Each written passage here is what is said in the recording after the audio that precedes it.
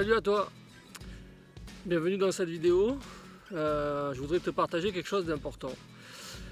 pour les sportifs, pas que, mais principalement je vais m'adresser aux sportifs dans cette vidéo parce que j'ai reçu un sportif cette semaine qui me disait que malgré tous les exercices de préparation mentale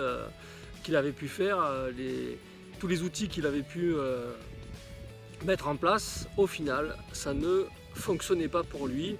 et que il avait toujours ce stress, cette gêne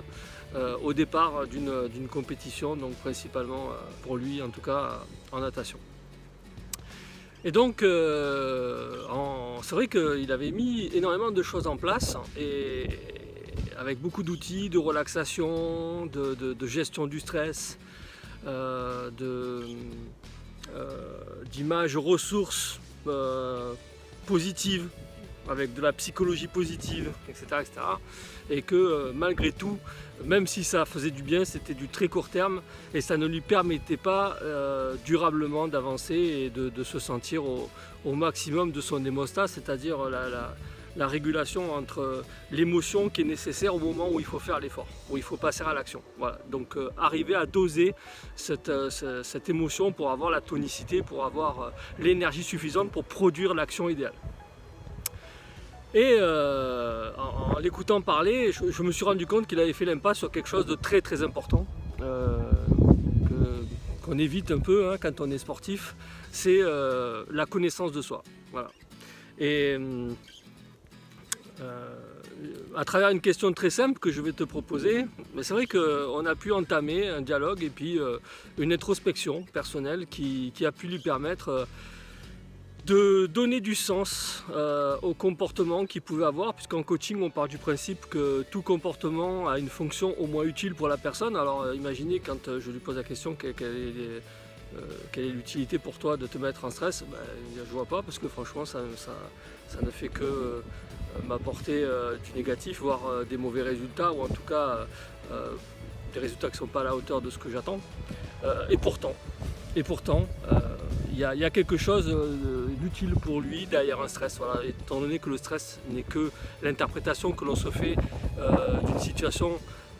et de faire le rapport et le lien avec les ressources que l'on a pour pouvoir répondre à cette situation. Eh bien, c'est vrai que au final, il y a une fonction utile d'être en stress, c'est peut-être de se mettre au niveau de manière mal adaptée, bien entendu, de se mettre, d'éviter peut-être des peurs après si jamais on n'a pas un mauvais résultat. En tout cas, c'est quelque chose dont on n'a pas conscience,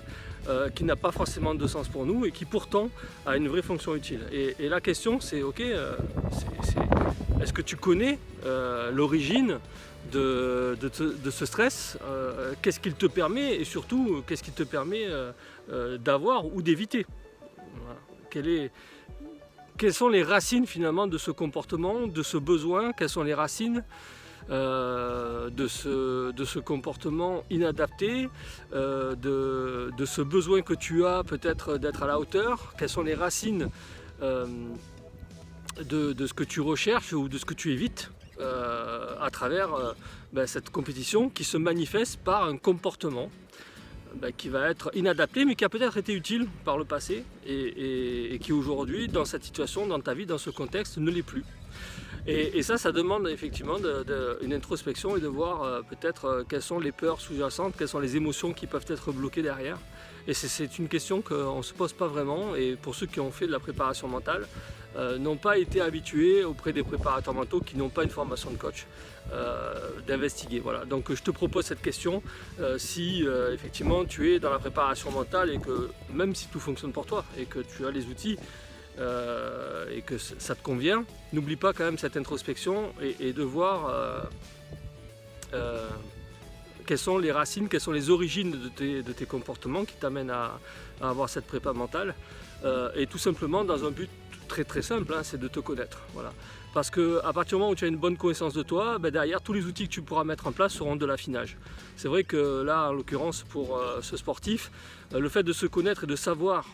ce qui vient lui poser problème au moment où il sort de la chambre, au moment où il sort des vestiaires, au moment où il sort des vestiaires pour aller nager, au moment où il s'enlève le peignoir, qu'est-ce qui rentre en jeu, de quoi a-t-il peur, qu'est-ce qui est derrière finalement son comportement inadapté, qui l'oblige malgré lui à avoir un niveau de stress non conforme, non optimal. Lui permet derrière de conscientiser, donc de mettre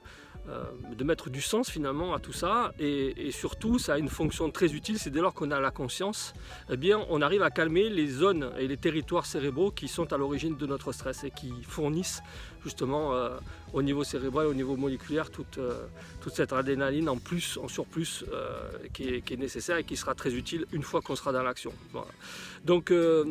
le fait de se connaître permet après, avec des outils de préparation mentale, une fois qu'on est sur le plot par exemple, une fois que tu es dans les starting blocks, eh bien, juste par du relâchement, eh bien, d'affiner ton hémostat, d'affiner l'émotion qui te permettra de maximiser ta tonicité, de maximiser ton énergie pour pouvoir faire l'action la plus juste et puis partir avec un temps d'avance